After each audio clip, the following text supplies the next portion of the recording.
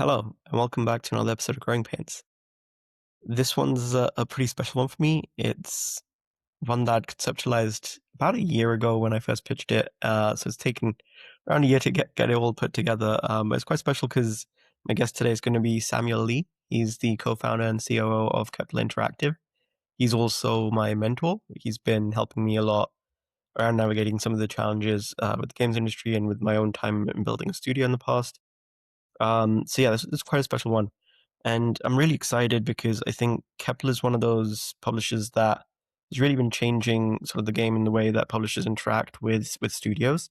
And, to their success now with Sandfall, Sloclap, like games like Expedition 33, Rematch, Orbitals about to come out end of this year. There's just a lot going on with Kepler, so it's really interesting, I think, for my audience here, for you guys to hear about how Sam and the team went about building Kepler and Kowloon, their investment division, and how that publisher's essentially grown from inception to where they are now, where they're becoming one of the most popular publishers out there. I think it's fine to say. So yeah, it's a really fun conversation with Sam. I'm really grateful again to him for helping me out and for joining me on this session. And I hope that you guys find it fun. I hope that there's some good lessons in there, especially when you're looking at trying to pitch to publishers, and also to learn about sort of the way that Kepler is different and how you can maybe look at trying to find a better partner when you look at your publishers. So yeah, it's a fun conversation. I think there's a lot of interesting tidbits, and Sam's a super knowledgeable guy.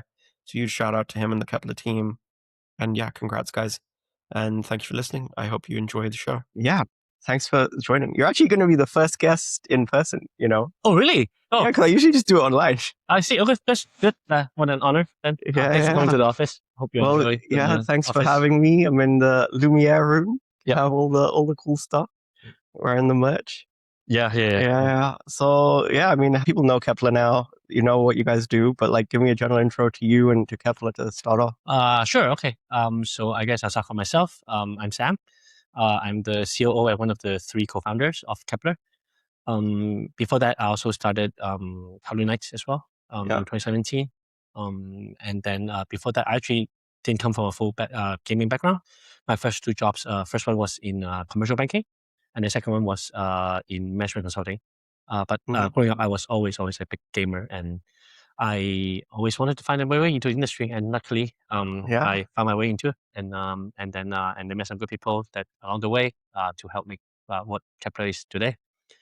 In terms of Kepler, luckily we had a very big successful year last year.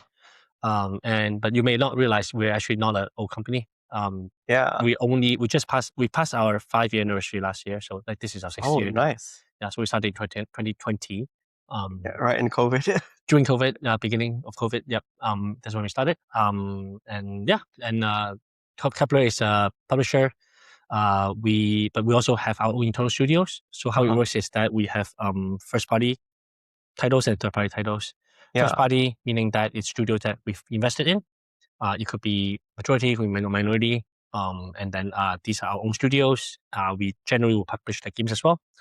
And third party will be games that are from studios that don't have a equity relationship with us. So Sandfall is a good example. Expedition 33, Pacific Drive, those are studios not owned by us, but we just want that publishing relationship. The publishing angle. Yeah, so we have both. Interesting. So what was it? You said it was like Kowloon, and then it sort of shifted to Kepler. Like, what was that? Because you said Kowloon came 2017. Yes, and then now Kepler's 2020. Yes. Was it always like the plan to do that, or was that like separate one first and then? Yeah, good question. So I didn't introduce Kowloon Nights. So Kowloon Nights started in 2017. It's a fund. It's not a full-blown company as we have now at Kepler. It's fund that's designed to invest in PC and console games, independent games, and we do project funding. So we provide the funding, we get revenue share, we're very hands-off. Kowloon Nights doesn't show up as a publisher, etc. So that was 2017. That model worked quite well. So to date, it has invested in 55 projects. And some of the bigger hits are like Spiritfarer, Sea of Stars, Minecraft Treasures. There are a few cool ones as well.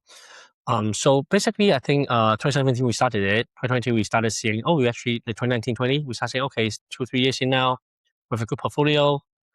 We have a lot of studios that we're working with that they seem to be happy with the relationship. Yeah. And then we were thinking, like, naturally, you start a fund 2. So that was the most natural path to have a Kowloon Nights 2. But at the same time, I think, first of all, Alexi, so the CEO of Kepler and Kowloon, he always had an idea of this, the current what Kepler is. And also at the time, some of the studios that we signed one game with under Kowloon, they started making the next game, they already come back to talk to us. And then some of them actually say, actually, is there a way for you to like do more with us, not just on a funding and taking revenue share basis? If there are more things we can do with them. So like more traditional publisher type thing. Or more involved model. Yeah. Right. So combining these two things, I think, make us actually start working on the idea of Kepler. Yeah. And Kepler being that it will be, initially it was meant to be mainly the first party side. So if you see some of our old press, you would talk about, Kepler is a collective. Yeah, I saw that one. Right. Yeah, those are that would be the angle that we focus on early on when we were only doing first party and building up the studio group. And then I can talk more about like Kepler itself, like this collective, which is something that I think is still a going theme. I mean, that was super interesting for me when like I first heard it from you about how you kind of pitched it as this thing of, the studios come in and it's like this collective resource hub, but then everyone sort of has a stake in the overall publisher. Yes. So it's like you're just more incentivized for the whole thing to work and to like help each other. I can talk more about that. So the way that we bring studios into the group. So for sometimes there were a lot of M&A the last few years, right? And usually those are like just one off. You take the company and then the investee becomes sort of a subsidiary of the parent, right? Yeah. For us, it's not like that. So that means that they become Kepler shareholders as well. Gotcha. Right? And then so you become stakeholders there, they become stakeholders with you. Yep. And that's important because we want them to be incentivized to not just work on their studio, but also to help Kepler grow. And there is a lot of collaboration going on between studios nowadays. And I think partially it's driven because the studio founder themselves own Kepler shares. And then that they try to help each other to make each other better as well. So I think, we found that it's a good balance, right? They're incentivized to continue growing the studio, but they're also then incentivized to grow Kepler with us. No, it's more collaborative than like, I guess, the traditional publisher model where they kind of just take ownership a lot of times. And then like, you don't really know exactly what kind of help you get. So here it's like with the collective, you have shared resources, you have like an environment there. Because I mean, like there's so many co-dev studios now. A lot of people do like outsourcing for production and things like that. If you already have like a set of people being like, hey, we're between games or between updates, let's go refresh, work with somebody else. You get new ideas as well. So I think it's just a really good way because it's also, you have companies pretty much all over the globe now, right? So it's like a lot of different places. Really spread out, Yeah. I mean, how does that actually work then with like so many different people all over the world with these studios? Like how would cross collaboration work with like, the cultural side as well? Yeah. So location-wise, Kepler's, excluding the studio, just ourselves, is headquartered in London, where we are sitting now. We also have an office in Singapore. I myself is based in Hong Kong. And then we still have a couple of people in other places, but London is the hub. Right. We also have a few in France, in Sweden. So most people are actually in Europe. The good thing is that actually, like especially UK, I think that the time zone actually overlaps a little bit with anywhere. Everywhere. You overlap a little bit with Asia, with a little bit with North America. So there are usually some overlap that you can, like, people here can work with places elsewhere. So that's a good thing. And then in terms of just working between studios, what usually happens is that when studios start to work with the other one, usually it starts off with a smaller collaboration. Maybe one person is working on something specific, or maybe a couple of people from a certain like background would jump on a project to help out a studio for 4 weeks, 8 weeks, whatever. And then that's usually how it started. And then afterwards, they're like, actually, it works quite well. Can we actually try to have more people from your studio to help on whatever, right? So, So I think it's quite organic. Again, I think everyone understands that it's better to help each other. Also, it makes more sense because we have so many projects in development in different phases, right? So if you're on your own as a studio, you ramp up, ramp down your people. Whereas, like, if you have the group to support you, when you need to ramp up, you actually don't need to ramp up fully. Right? You can just borrow some people, right, at the peak of the production from other studios who are maybe ramping down. Right. So that's why I think on a whole group basis, we have been quite similar in terms of like headcounts, around 400 across the whole group. And we don't have to keep growing each studio because they can help each other as well.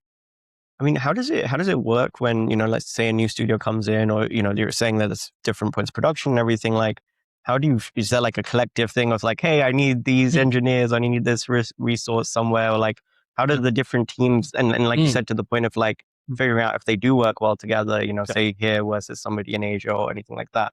Like, how does that work for the studios inside Kepler? Yeah, that's a good question. So first of all, the studio founders generally know each other. So, some of them have caused regular catch-ups themselves, and they will find out that they can help each other. So that's one. That's more, we don't organize it. The more organized manner, though, is that we do have producers in the Kepler team. Okay. And producers are not producing out, like Kepler doesn't develop games itself, right? So it's actually producers to oversee sort of all the projects going on in different phases, make sure that there's check-ins every now and then with each studio, and also talk to them and understand about their needs in terms of people. And because they do talk to the different studios, they have a sense of, actually, in 5 months' time, this studio may have 5 people become available. Yeah. Is there another studio that, are maybe looking for similar expertise, and then we can try to see if they can work together. So we do have sort of a centralized, like, sort of overseeing, roughly. And they kind of coordinate exactly teams. Okay. That's pretty cool. So it's both. We help, but then they also talk themselves. Yeah. No, I mean, hey, if it works, right? And clearly it does. So that's always good. But then, I mean, taking a step back to like the point of, you said this was already an idea back in like 2017. It slowly grew to that. Like, what made this such an attractive idea for you guys in the first place, doing like a co-dev publisher, essentially? Yeah. The thing is, I think mainly, actually, been thinking that there are some needs in the industry that are not fulfilled by existing models. Okay, that was actually how Kowloon started as well. Because before Kowloon, when studios need funding, they either go to publishers, or they go to platforms, or they find VC, or they do crowdfunding. Right, these are general ways of getting money. These all have their pros and cons, right? Yeah. So publishers is good. You also get marketing support, but at the same time, you lose some of your own branding when you publish by someone else. If you go to an investor, you're selling your company, not just the game. So this is a long-term commitment, not just short-term. So I'm not going to go through those, but every one has the pros and cons. But there's nothing that actually did what we were doing at the time. I think there are more people that try to do similar things now, that you just get funding without the publishing. Yeah, so it's just the money. Isn't that basically games we see though? But games we would invest in the company, not in projects, right? Oh, okay, so you do specifically the project. Yeah, we don't take any stake in the company. We also don't take IP. That's another thing that's attractive at the time. I think more and more publishers nowadays don't take IPs, but back then I think it's still not usual to not touch IP at all. So I think we came up with something that that was a gap in the industry. Like, in our mind at the time, it's like there are developers out there who have already made successful games before. They might have even self-published already before. Yeah. But they might still want to de-risk a bit, or maybe their next project is a bit bigger than the last one. They cannot fully self-fund. So there's this like audience out there, like type of developers that are good for us, right? Okay. So that's why like Spitfire, CSR, those are fit this portfolio. So that was meant to fill an industry gap. Kepler also was somewhat to fill an industry gap. So again, before Kepler existed, if someone wants to actually find an investor or someone to acquire the studio, right? You can go to VCP, you can go to big, like, I don't know, EA, Microsoft, Embracer, whatever, to fully buy you out, right? So I think that's those existed, but I think we were also something like different, right? Because our model says that, if first of all, if you join us, you become Kepler as well, not just like you become shareholder of Kepler as well, right? Yeah. So I think that's one thing, and the percentage may not be insignificant, right? Depending on how much the valuation is for the studio. So that's a meaningful stake in the parent company. Also, we actually are quite. One thing I didn't mention so far is that we actually involve the studios quite a bit in different decisions. Okay. Especially the bigger ones. So like the whole collective, or the founders, right? Yeah, founders from the different studios, right? So for something like, if we are going to acquire another studio, bring another studio into the group, right? maybe not all of them, but we'll tell all of them. Some of them will even participate in part of the due diligence and things like that as well. Interesting. Yeah. So, and then we regularly update them about the games we're publishing, new games we sign, things like that. So they also get a lot more information, which is something quite different. If you get bought by a big company, you are not involved in the parents' decision. You may not even know anything that's happening there until you see on the news yourself, right? So, whereas if a studio joins Kepler, the founders would have a lot of access to information. They will take part in some of the decision making and things like that. That's also another thing that, we believe that it should be working this way. Alexi always says that the studio founders are the people that make games. They understand games the most. We never made a game ourselves, so we're business people. We're training our expertise, but different. We believe that creators should be the ones that actually can contribute to key decisions as well, not just business people. Yeah, no, I mean, that's very true. I think the games industry is allergic to business a lot of times. Mm-hmm. So I've definitely found with both founders and people, creatives. It doesn't fit all profile, obviously, the way we select studios and also our model, right? Naturally, some people maybe they just want to sell and cash out and retire or whatever, right? Yeah. Those are the profile we need, right? We want people to actually want to ambitious. They want to manage something bigger than their studio. They also want to be involved beyond just their studio and help grow the group as a whole. Yeah. No, I mean, I think that's a much nicer way to do it, right? Because then you're also just building games with a passion, I guess. You're finding those people that are like you said, driven to build games as their life's mission. So when you were saying with Kowloon, you were doing project-based, now with Kepler, it's more studio, but then you also do third-party publishing with Kepler now as well. Yeah. So those are project-based. Okay, so that's also just project-based. That wouldn't be IP or no IP ever. Yep. Okay. Yeah. So we may help them find partnership and stuff, but we don't own the IP at all, for sure. Third party. But then you do the publishing side for that now as well. Yes. Okay. Cool. Yes. Oh, that's a pretty cool model. Yeah. So I'm actually, even with the third party, we have different types of ways you can work with developers. Yeah. Yeah. So far I've talked about the more traditional publishing model where we'll fund the game, we'll do all the marketing service, publishing service, and then the game we will be the publisher of record, right? So that's more the typical publishing, like Expedition 33, Pacific Drive, those will fall under this category. But we also have other business models that we offer. One is it's called Kepler Ghost. You might be able to see it on some Steam games. It's what we call white label publishing. What that means is that we are not publisher of record, but we still do the work behind the scenes. That's why the word ghost. Usually these are also titles that don't really need funding. They probably they found enough development funding either from the previous game or from the investor already, but they do need the publishing help. Okay. But at the same time, they want to also grow their studio brand. So they may not necessarily want to do a traditional publishing deal where the publisher becomes the publisher of record. So these are perfect candidates for us that we would work with and do this model. Okay. But what's that kind of deal like with them? Because if they're I guess predominantly doing most things, you're essentially doing almost marketing outsourcing, I guess, in a way, right? Yes, almost. Yeah, almost. You can think of it that way. Yeah, it would be a rev share basis, but much lower than the traditional publishing model. Okay, cool. I mean, it's good that you can kind of be flexible. I mean, when you're coming up with these models, because like you said, you guys are more from the business side, both for Kowloon and Kepler, how did you go about raising that initial fund coming in almost as an outsider, right? Because the games industry in general is so gated. It's so heavily gated. So that it's oh, hey, we're business people. Let's go raise money for games. Yeah, I think the fact that our first venture was a fund was actually make it, I guess, easier for what you said, business people coming in to get money. Also, I was not in game industry before, but Alexi, the CEO, he has been in the industry all his life. He was in Ubisoft, Microsoft, Tencent. He built up the idea Xbox program at Microsoft, so he had a lot of experience in this area in terms of scouting games, evaluating games, and things like that. So I think that definitely helped get the investor to be happy to invest in Kowloon Nights at that time. Okay. Yeah. Then when you then went to get funding for the Kepler part, which is only 3 years, so that's a pretty short turnaround. Yep. Were a lot of those games even out? Because I'm imagining like most of them are still within like the dev cycles, right? Yes. So a few games were out at the time. There were more that were signed but not out yet. Yeah. So for Kowloon Nights, we got a few investors. We got the fund working, which is great.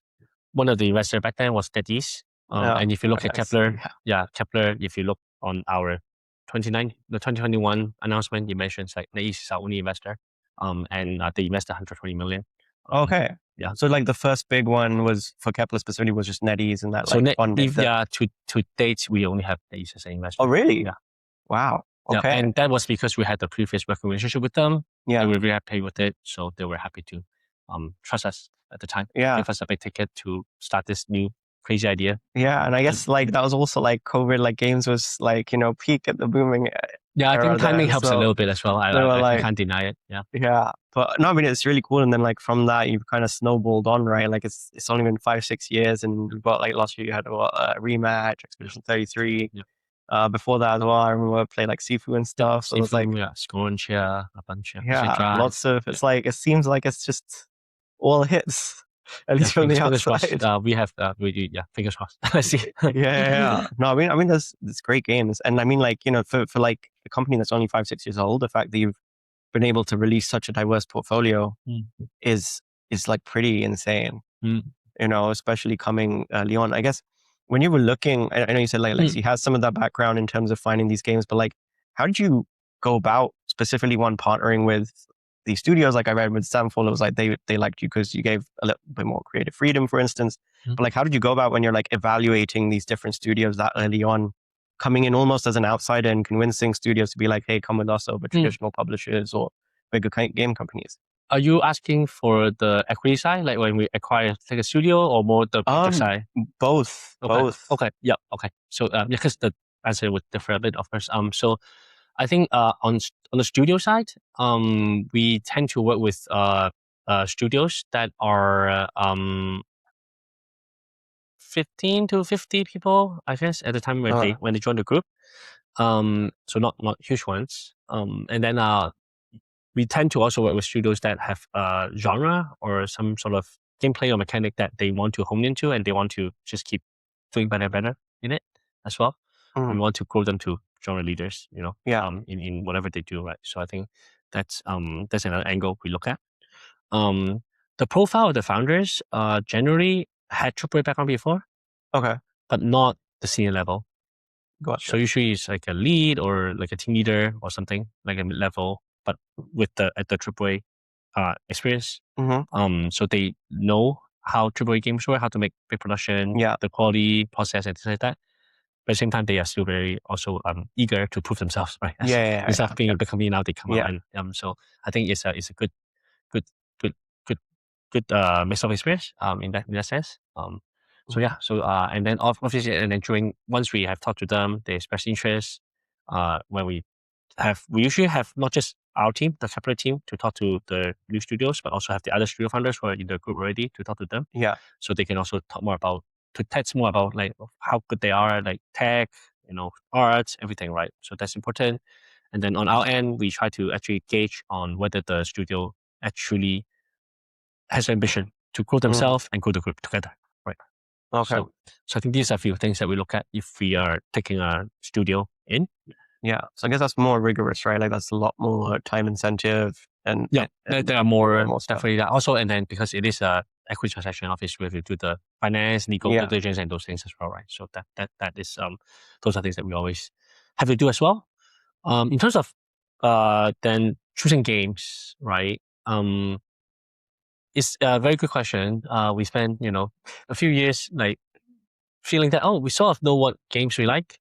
Yeah. But never really like wrote it out until last year. Last year, beginning of last year, I think, we finally got to write something that is like, actually, it makes so much sense. It actually sort of fits, how we think about games. It's just that it was never really written before. Okay. Yeah. So I think therefore, I think four things we look for when we sign games.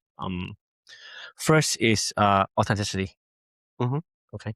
So it means that the game has to be true to the creator. Okay. So for example, Sifu, the creative director John, he actually practiced Padme Kung Fu for 15 years. Oh, I think he wanted to transcribe the experience, and he also loved Hong Kong, like martial arts movie as well. So combine these two, he wanted to transcribe that into a game experience, and that's why Sifu was born. Pacific Drive, Cassie, they used to drive wagon themselves, Oh, okay. and they were a teenager.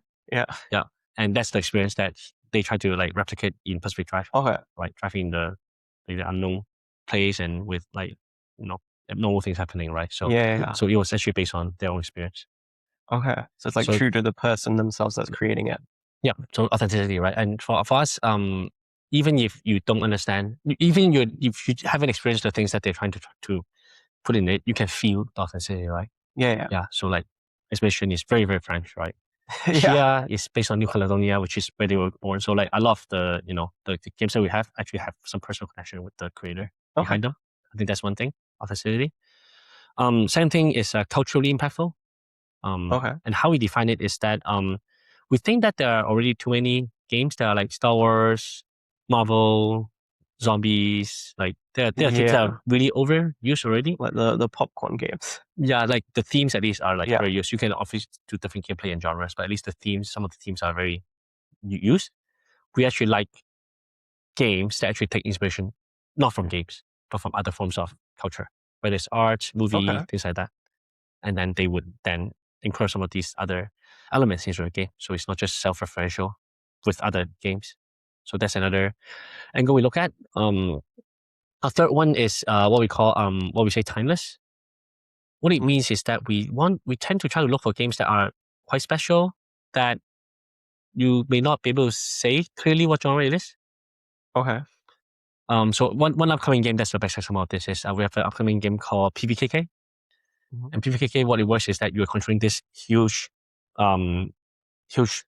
controller that will shoot missiles. Okay.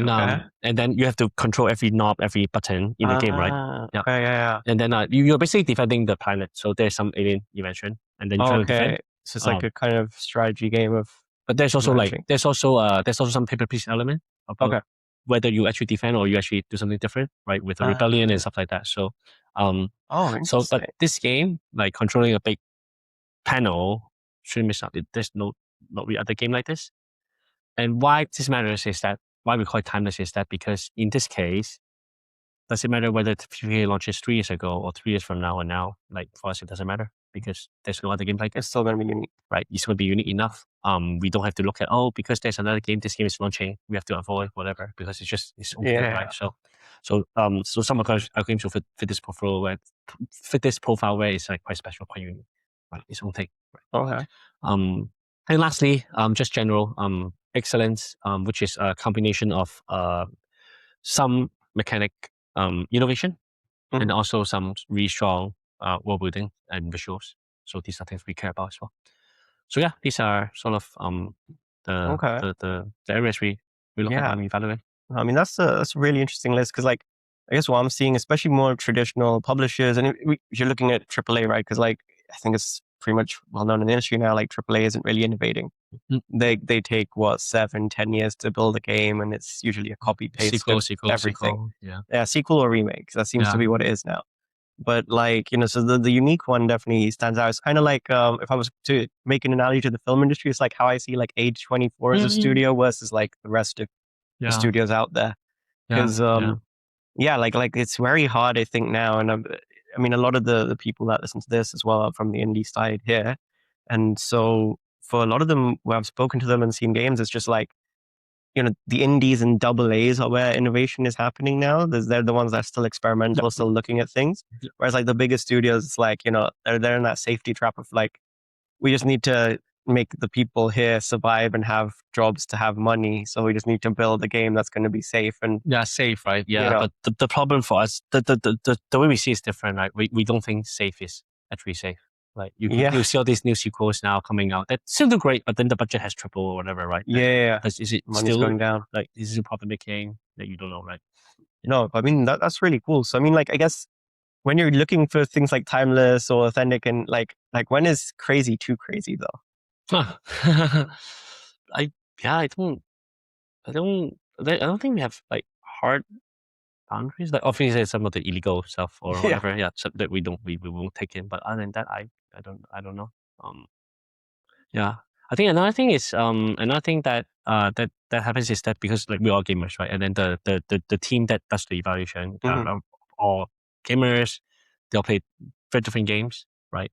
So one thing we look for is that when when they discuss which games to sign, the games that we sign end up signing usually has at least one person that's like feeling very strongly about it. Okay. Yep. So so like if everyone feels like, oh, this is a great game, it's probably not interesting enough. Whereas if actually if it's like one person or at least one person, this is like we have to get it. Right. Even if there are a couple of people that are not sure, right? Yeah. That may get through actually. So having Okay. a champion of a game is important.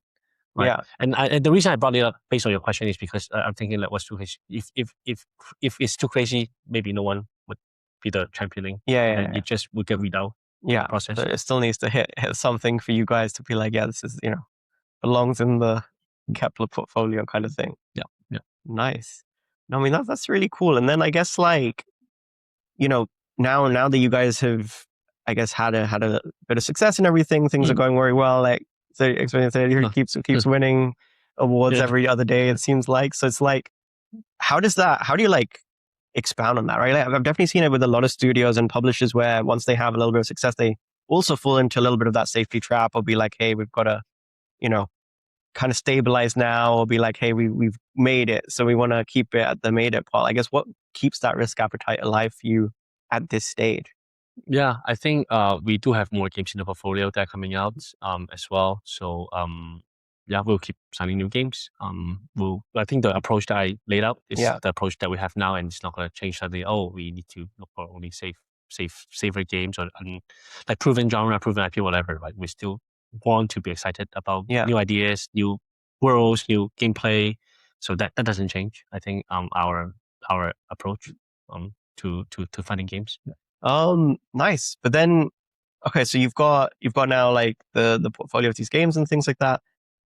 For some of these studios, like, would it work when you first fund them and you're funding the game, but then over time you're like, hey, we want to bring these guys now into the collective or things like that? Like, is that also something that happens where that relationship can grow? Yeah, that's something that can happen for sure. And that's something that we'll still keep an eye out on. Yeah, usually actually, I'll say the other way. For studios that we bring into the group, usually there is already almost all of them already have a existing relationship with us. Okay. So for the first 7 studios that we brought into the group, 5 of them actually work with Kowloon already. Oh, okay. Yeah, so that's the connection. The other 2 are actually founders where they know Alexi for more than a decade already before as well. So Nice. yeah, so usually there's already some existing working relationship when we bring in new studios to the group. But then do you also like for, I guess, for Kepler, because I guess within the collective and with the fund, would you also bring in first time founders or kind of new people in, or would that be first like, okay, we really like them, maybe we'll invest them in the first, see if they can prove it out, and then later see if they want to join, if they kind of validate? If they have a strong pitch, and we like the pitch or whatever they're building, maybe not just a pitch already, maybe a demo or something, then yes, then we can definitely invest in the project first. Yeah. And then over time we put up connection, and then we can consider bringing them into a group. That's definitely actually what I would say more the path that we prefer. Like in general, I don't think we like just bringing someone into the group that we haven't known each other, right? It's a bit like a marriage once you're in the group. Yeah. So you want to date a bit first and see how each other is during good times, during bad times, and then you actually That over time you see, okay, like, does this work? It's gonna be a thing over the long term. Yeah. Okay, cool. No, I mean that's a pretty good. I think that's a pretty good way to do it. I guess, have you ever had any, like, were there any points where you were like, okay, this is not going well, or did you have any doubts ever where within this journey over the last 5-6 years, or even before that? Yeah, just it takes time to build a group, right? Yeah. So you can imagine the beginning, like when we are spending a lot more money to acquire the studios, to build up our own team, compared to the games we launched, like we did, like it was tough for at the beginning, right? When it was loss making for a while, right? So we did go through some hard times. But fortunately, with support of our investor, also our launches over time as well, like we passed through it. So yeah, and then we had a very successful 2025. So Nice. And then how does it actually work with, I guess, everyone has a stake with the co-dev studio, you have a stake within Kepler. Is there like revenue sharing then between like Kepler's earnings, or like how does that work for the studios? Yep. So studios, it depends a bit on their own finances. So if they are self-funding the game, Mhm. like if they self-funding the game, they don't need funding from us to fund it. Yeah. Then they would get the upside. But because we usually do publish the game, right? So we will probably just enter. We usually just enter a publishing agreement with them. We take a small share, revenue share from them, and provide all the help on the publishing side, and they keep the rest. Yeah. So that's for studios that can self-fund their game from previous proceeds or whatever. For studios that actually do need funding from Kepler to continue the game, then it's like a full publishing model for us. Basically, it's just we will evaluate it based on the same standard as we evaluate a third-party inbound project. And then work with them on the funding, the payment schedule and deliverable schedule and things like that as well. So and then in that sense, then obviously because we fund it, then we'll take a bit more share, revenue share, higher revenue share. Have you ever had, I guess, like a conflict of interest or anything like that? Because there's like so many different studios within this in the collective, and they've kind of got to, I guess, make a decision together, right, in terms of where the funds are being allocated. Yes and no. I think because if we're bringing a new studio in the group, they will have more say in it. Alright. Yeah, but if it's just a third party project, because like I said, right, if we're funding our studio, we're thinking of it as another third party because we are funding, we're publishing, we'll be pushing record, so that the deal terms will be quite similar to a third party. And that is more just that studio with Kepler. Yeah. Yeah, so that is more a Kepler decision. We would usually loop in a couple other studio founders, because it may be a genre that some of them actually have more expertise in, or a genre that they are more interested in. So we would use a couple other studios to help, but you won't be like we'll need to get everyone to say yes. Ultimately, it will be even for the studio founders that are in the process. They know that because the funding comes from Kepler headquarters, not from their studios. So like it's our decision, it's Kepler's decision to where the fund the new project. Okay, interesting. Yeah, so they still get some kind of insight, but ultimately you guys still make the decision about where it goes and how it expands. Yeah, they are run pretty independently. There's a lot of collaboration on like actual development, but they are run pretty independently. Yeah, well, that makes sense. I mean, then so when you have this, is there ever a thing of like, I guess they don't pay each other, right, for the work, or do they when they're doing? They do. If some people actually jump on the other project, then yes, of course. Okay. So if like a different studio comes on, it's like, hey, you get paid like by us in our salary. It will then become like a work for hire basically, right? So it will be cost plus something, and then they can negotiate themselves, and then sometimes with our help as well. Interesting. Oh, okay. Because I thought it was like just like, oh, maybe we're just sharing resources for free and they're just being paid. Oh no, because like again, because they have their own profit and loss, right? So you can't just give free resource. They will be willing to help. But they still need to get compensated for it. So it doesn't impact their books. Oh, okay, interesting. I mean that's pretty cool. It's like a little mini club then. It's like, hey, we make the inside deals here. Here you go, kind of thing, and just connect you with the people. Yep. Okay. And I think it's also better that because we know they would know that these are people from the other studio, and the studio founder there already said good things about these people from the project, right? So it's not just sometimes it's not so easy to find a person to jump on a project for a while, right? So this is actually also for the studio staff is good, right? They can get to try to work on different projects, work under different studio processes to learn and to gain more exposure for themselves, right? Without actually leaving the studio. So that's also a cool thing, actually. Yeah, no, that's pretty cool. I mean, when you go to so one thing with Kepler that I guess it's becoming more prominent now, but like before, because I knew you had a lot of games and everything signed, but like when you go to events and things, it's not always common that Kepler has a stand with all its studios or things like that. Like in a lot of the industry side things, like I don't think I've seen like Kepler as a presence within that ecosystem. Is that? Yeah, we haven't. Like we have. So I don't think we have ever have a big booth in any B2C. Yeah. So we might have small ones for just one game or two games. We have those sometimes in big conferences, but never like a big Kepler booth with like 10 games displayed there. We never. I thought you want to do like a big stand with all the collectives or anything. Not on B2C side, no. B2B we had a couple Gamescom, I think, rooms before, but it's not even a big stand. It's like within the bigger thing, and then we have a room inside it, so we have our private meeting space. Yeah. So that we've done 2 times maybe. Yeah, but not something consistent to. Okay. I mean, is there a reason you don't do, I guess, more of like the public side of those? It's gonna be controversial. We just don't think the payoff is worth it for Okay. in-person game shows. Fair enough. There's better way to spend the money. They have been dying, to be fair. It's Yeah. definitely been a shrinking market, unfortunately. I still love going to Gamescom and all that stuff, but Yeah, I enjoy walking around in show floors as well. But, no, it's also hard to track, right? Like there must be people that actually know the game because of the conference, but you may not be able to track, right? It's harder now when like a lot of discoverability has come kind of more online and things. I guess on that, is there like for studios coming on, you know, before you guys didn't have necessarily as big of a publisher name, now it's much bigger. I guess what was the, I don't know, incentive for them to join from a discoverability angle? Because that's becoming one of the main things that publishers are like trying to push on, is right. Like, come with us, we give you our name. That's how that's like half your marketing essentially. Yeah, I think I mentioned earlier that we can offer not just publishing but like the ghost model, for example, right? So I think because now that the Kepler brand has gone stronger, actually I think more studios, when they talk to us, they are more interested in the publishing than the ghost, because then they appreciate that the Kepler brand actually will help their game, right? Yeah. So I think there's more. So it's like turning the tide almost down. It helps, but I mean, for us, ultimately, how we think. Sometimes people ask us, "Oh, why you have so many different business models? Do we have to allocate like 50% this, 30% like whatever?" Yeah. And our answer is always that it's the other way around. It's that we find the games that we really want to work with. We find the studios that we want to work with, and then we tailor our offering based off them.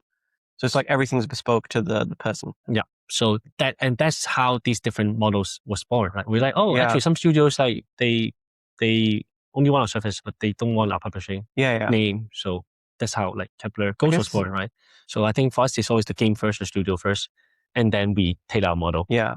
I mean, how do you think that will like scale? Because I'm guessing like you're getting a lot more people like come up to you now, being like, "Hey, we want Kepler to do publishing. We want them to do this and that." So like, how do you scale a model like that where it's, you have to spend a lot of time evaluating these studios and be like, what's the right mix of these for this person, right? Like the more you have coming in, obviously there's just more processing times and all of that. So how do you scale something where it's supposed to be bespoke? So the bespoke part is actually after we pick so after you're like, okay, we're sure about these guys. We know we want this developer, and some of them will have many different offers.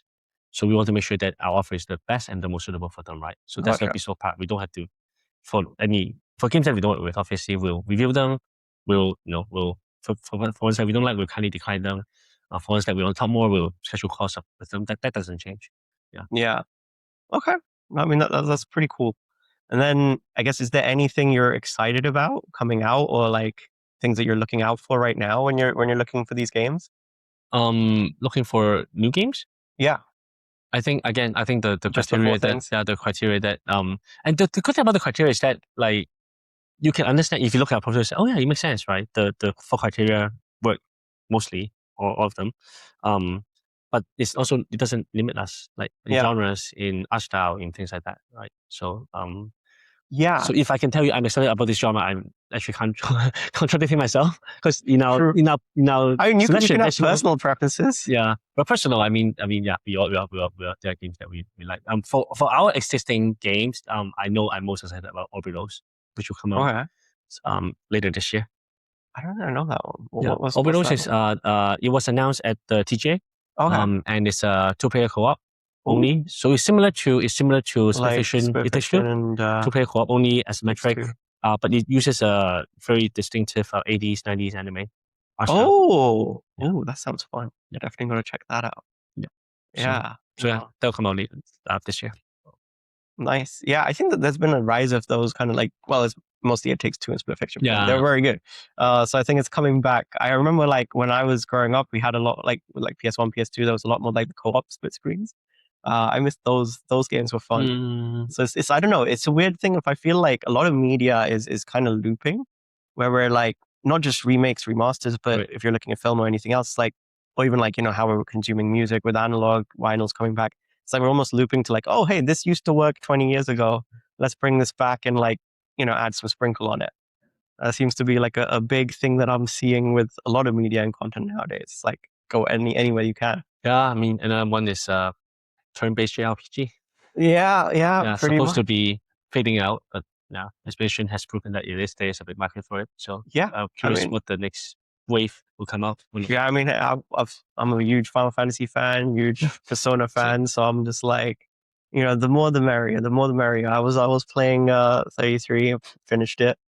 It's really good. Like on the soundtrack, it's like it hits all the beats. It hits all the beats. Definitely, yeah. And So then I don't know if you know they had a bunch of concerts. So there was one in yeah, London a there was couple of one weeks in ago. GDC. No, They did well, not from them, but I know like they performed some of the Expedition 33 songs in GDC. there's an official one. Yeah, and it's the in London one London. was that was it was 2 weeks ago. Oh I was damn, there. I missed it. I should have Yeah. gone. All the tickets were sold out very fast. So, Yeah, they have I don't know 20 I something should. 30 around the Europe, but all sold out. Yeah, I mean, they should do it again. They should do it again because I mean, I got into the Final Fantasy ones. They come here Oh, like every year, okay, and I they see. have like a different arrangement. Okay. And so they're like milking money. So that would also be in Royal Albert. But yeah, so I mean, I'll definitely go next time they're back in London or wherever I am in the world because it varies. Sure. I need to be in the place where they're doing the concert in the first It's place. very impressive. Definitely. Yeah, no, it's cool. It's cool. And then yeah, is there anything else like?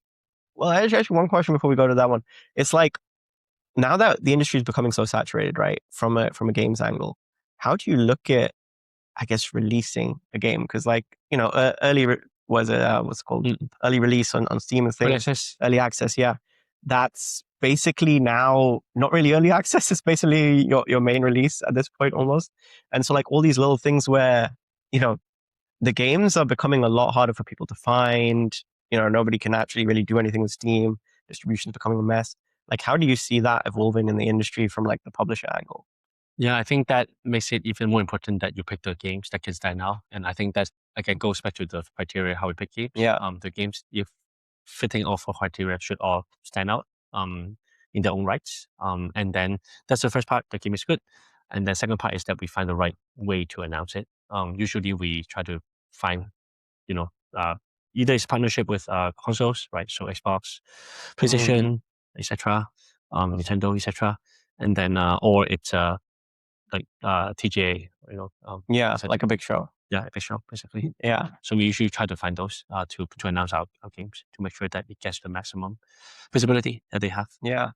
But then do you still find wish lists to be like, because I've heard a lot of, I guess, debate around wish lists and how important they actually are now in terms of the actual release and success of a game. Because it's like before it used to be the metric to look at. Now its importance has kind of gone down. So do you still look at that, or is it more just like a number of different things that's happening? If you ask me for one metric to look at, then I think that is still the one that we talk about a lot and things like that. Of course, we look at other things, right? Like the views, followers, and other things as well to supplement it. So it won't be just looking at wishlist. Also, I think if you read some of those articles that study wishlist extensively, there's a lot of math behind it. Like you have 100 wishes, I have 100 wishes. It may not be the same, right? If yours says 5 years old and mine's like fresh from the last 6 months, yours will get less multiple, right? Yeah. So it's not. So you can't even just look at the number. Anyways. Yeah, exactly. Yeah. So but it's still a good metric. Like for example, the first review of a game, and then we look at the wishlist. I think that is at least something that's still meaningful to it. Yeah. Like the first week after the initial announcement or something, right? Yeah, no, because I've seen a lot. Like it used to be, at least when we were like Newzoo, like again 4 or 5 years ago type thing. That was a big business. Was like right, just like people being like, okay, what's going to be projected review for this? Then on that you get the sales number. You model out all of those statistics. And now I'm just like a lot of that like is wholly inaccurate because I think you had that from that. You had that from the number of Steam reviews. There's so many different models to do this, and it's like, oh yeah, this used to work in that age.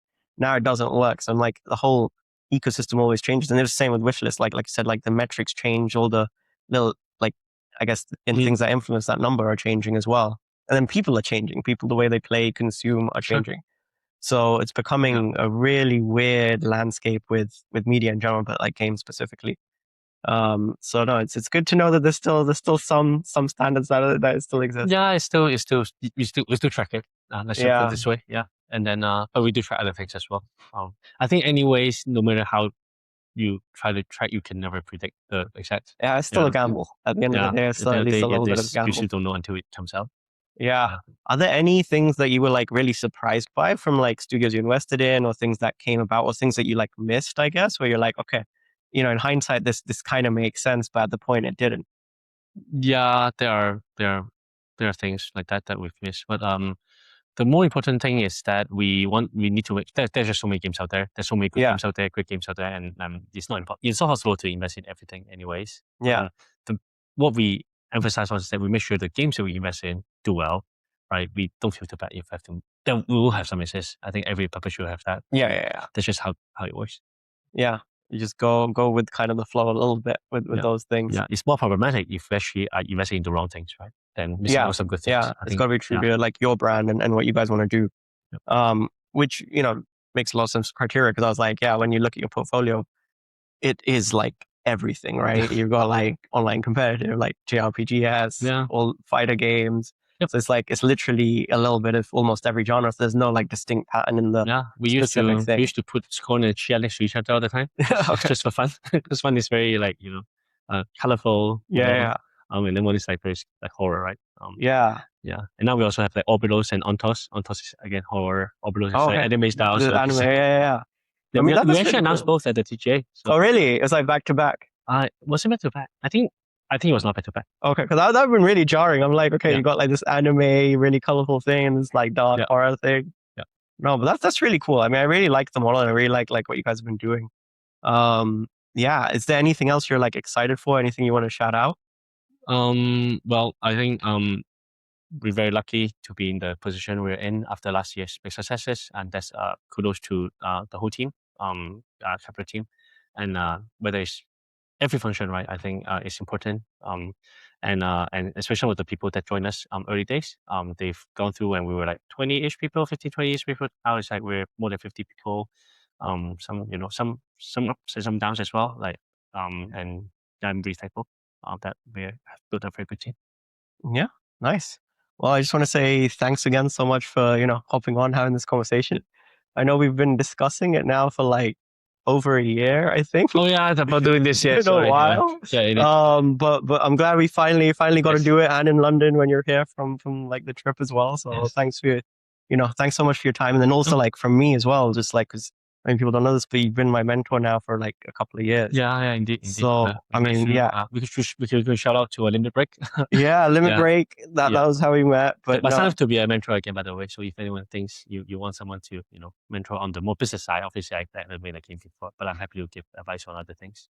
Yeah, but no, I mean, I've found your advice very, very useful throughout, and I think for anyone that's like, hey, we're just kind of starting out on this journey, was looking to build something and like wants a little bit of business advice, because I think I still remember when I was actually building the studio side things, I think a lot of the early advice was like, oh, remember you need to get like the legal person and the finance person. Those should be hired first, get the trademark sorted. I still remember those lessons. So I'm just like, it's been very good advice throughout. I definitely recommend. And so yeah, just huge thank you to you. Yep. Cool. Right. Thank you. Thanks for inviting me. I enjoyed doing this.